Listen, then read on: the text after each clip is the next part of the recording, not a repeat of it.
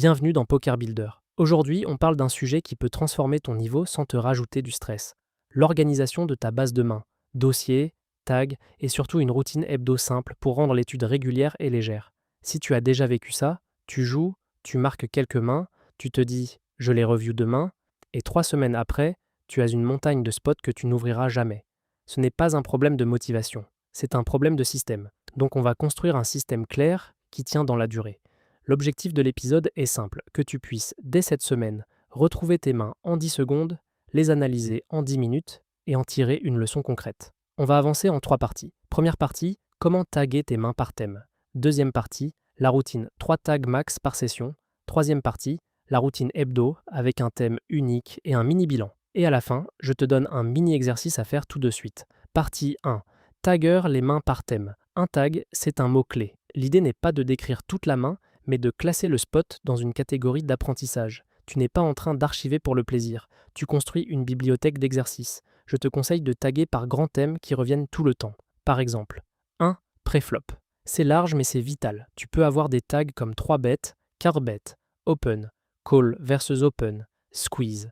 Si tu es débutant, reste simple. Préflop, 3 bêtes, préflop, call, préflop, push, fold. Si tu joues des formats rapides ou des MTT. 2. C-bet. Un tag C-bet pour toutes les situations où tu es l'agresseur pré-flop et tu décides de miser ou non au flop. Tu peux aussi avoir C-bet multi-way si tu joues sli souvent à plusieurs parce que ça change beaucoup les décisions. 3. River. La river, c'est souvent là où on perd de l'argent parce qu'on paie pour voir.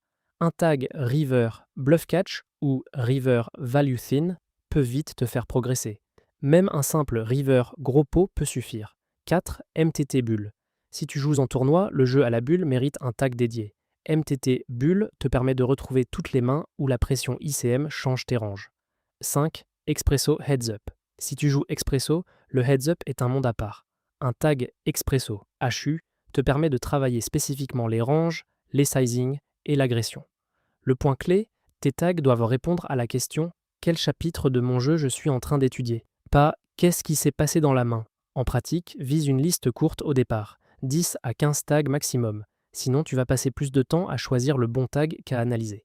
Astuce d'organisation. Utilise une structure cohérente. Par exemple, préflop, 3 bet, flop, C, bet, turn, barrel, river, bluff catch, MTT, bull, expresso, l'HU. Comme ça, ils se regroupent naturellement. Partie 2. Routine par session, 3 tags max. Voici une règle qui change tout. Dans une session, tu n'utilises pas plus de 3 tags. Pourquoi ? Parce que si tu tags 10 thèmes différents en 2 heures, ton cerveau n'apprend rien en profondeur. Tu récoltes des mains, mais tu ne construis pas de compétences. Le but de la session n'est pas de tout capturer. Le but, c'est de capturer ce qui va nourrir ton étude. Concrètement, avant de lancer ta session, choisis un focus. Exemple de focus. Aujourd'hui, je fais attention à ma défense de blinde. Aujourd'hui, je travaille C-bet en position. Aujourd'hui, je fais gaffe à mes décisions river. Ensuite, tu choisis 1 à 3 tags qui correspondent à ce focus. Exemple, si ton focus est la défense de blinde, tes 3 tags pourraient être préflop, défense bébé, flop, check, raise, river, bluff catch. Pendant la session, dès qu'une main te pose une vraie question, tu la marques à la lettre avec un de ces tags et seulement cela. Tu vas voir un effet immédiat. Ton review devient plus simple parce que tu ne te retrouves pas avec des mains dans tous les sens.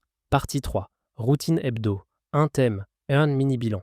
Maintenant, on passe à la routine qui rend l'étude automatique. Chaque semaine, un thème unique. L'idée est de garder ça léger. Tu ne fais pas une énorme session d'études de 3 heures. Tu fais un mini bilan hebdo. Court, ciblé, mais régulier. Le format que je te propose, 1. Tu choisis un thème pour la semaine. 2.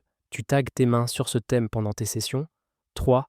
En fin de semaine, tu prends 30 à 45 minutes pour review uniquement ces mains. 4. Tu écris 3 conclusions actionnables et un objectif pour la semaine suivante. Ce mini-bilan est puissant parce qu'il crée un cycle. Jouer, collecter, analyser, ajuster. Exemple obligatoire, semaine défense bébé. Lundi, tu annonces ton thème. Cette semaine, je bosse la défense de Big Blind. Tu crées ou utilises des tags comme préflop, défense bébé, flop, bébé versus bouton, turn après check call, river, bluff catch, bébé. Mais attention, on a dit 1 session et de la 3 tags max.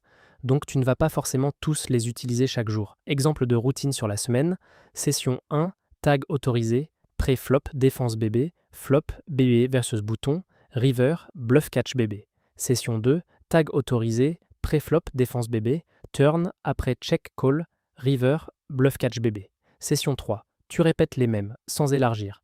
Vendredi ou dimanche, mini-review ciblée. Tu filtres ta base sur pré-flop, défense bébé et tu regardes par exemple 10 à 20 mains. Tu te poses toujours les mêmes questions simples. 1. Est-ce que j'ai trop fold pré-flop en bébé ou pas assez? 2. Quand je call, est-ce que je sais quel flop je dois défendre plus agressivement? 3. À la river, est-ce que je paye trop souvent par curiosité?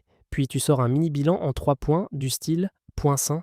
Contre open button, je fold trop de mains qui jouent à bien post-flop. Je vais élargir légèrement mes calls, surtout avec des mains suitées. Point 2. Sur les flops bas et connectés, je dois moins abandonner en check plus fold. Je vais identifier les textures où je peux au moins check plus call une fois. Point 3. À la river, je dois réduire mes calls quand la ligne adverse est très cohérente et que je n'ai pas de bloqueur. Et tu termines par un objectif unique pour la semaine suivante, par exemple, semaine prochaine, CB en position, surtout sur board dry. Ce système te fait progresser sans te noyer, les pièges à éviter. Premier piège, tout sauvegarder sans jamais revoir. C'est le classique. Marquer une main, c'est facile. La revoir, c'est là que tu progresses. Donc si tu marques, tu dois avoir une routine de review. Sinon, tu te crées une to-do list infinie qui te culpabilise. Deuxième piège, l'étude trop longue. Si ta session d'étude te prend 2 heures et te fatigue, tu ne la feras pas la semaine suivante. Mieux vaut 30 minutes chaque semaine, toutes les semaines, que 3 heures une fois par mois. Troisième piège, trop de tags, trop précis. Si tu as CBET 33% IPSRP sur board, K72R versus RedG et 1000 variantes, tu vas abandonner. Commence simple. Tu pourras affiner plus tard. Mini exercice de fin. Voici ton exercice. Crée 5 tags et utilise-les sur tes 10 prochaines mains marquantes. Choisis des tags simples. Par exemple, pré-flop, spot difficile, flop, CBET, turn, décision, river, bluff catch, MTT, boule ou expresso, HU, selon ton format. Ensuite, sur tes 10 prochaines mains vraiment intéressantes, tu tags et tu reviews au moins 3 mains dans la foulée, même vite fait. L'objectif est de lancer la mécanique. Avant de conclure, si tu veux une approche structurée pour progresser plus vite, va faire un tour sur pokerbuilder.com. C'est une plateforme tout en un pour les joueurs de poker. Tu peux organiser ton travail, suivre tes axes de progression et construire une routine d'études claire sans te disperser. On se retrouve au prochain épisode. Et d'ici là, rappelle-toi, une base de main bien organisée, ce n'est pas du rangement. C'est un plan d'entraînement.